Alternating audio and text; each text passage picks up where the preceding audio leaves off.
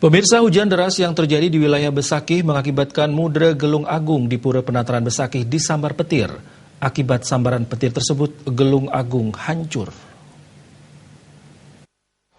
Ketua MO Pura Agung Besakih Jeromangku Wayan Ngawit membenarkan bahwa mudra Gelung Agung di Pura Penataran Agung Besakih hancur disambar petir.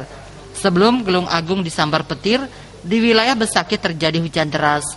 Gelung Agung tersambar petir sekitar pukul 14 WITA. Akibatnya Gelung Agung hancur dan materialnya berserakan sampai ke Candi Bantar.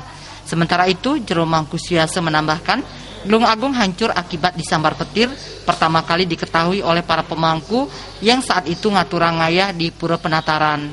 Dengan adanya kejadian ini, rencananya pihak panitia dan para tokoh adat di Besakih kembali melaksanakan paruman untuk membahas kejadian ini.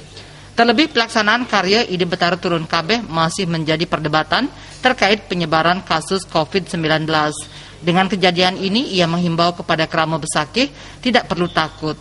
Disinggung pertanda apa yang akan terjadi dengan hancurnya Gelung Agung di Pura Penataran Agung ini, Jeromangku Siase enggan memberikan keterangan.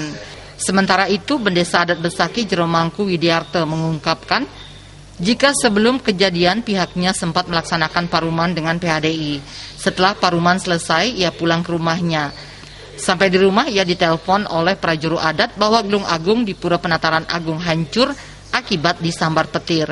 Pihaknya tidak ingin masyarakat berpikiran negatif dengan kejadian ini secara skala maupun niskala. Ia mengajak masyarakat berpikir positif setiap kejadian nyata yang terjadi di skala. Dengan kejadian ini, pihaknya akan melakukan paruman alit untuk membahas tentang kejadian ini. Terkait kejadian dilaksanakan upacara Guru Piduka.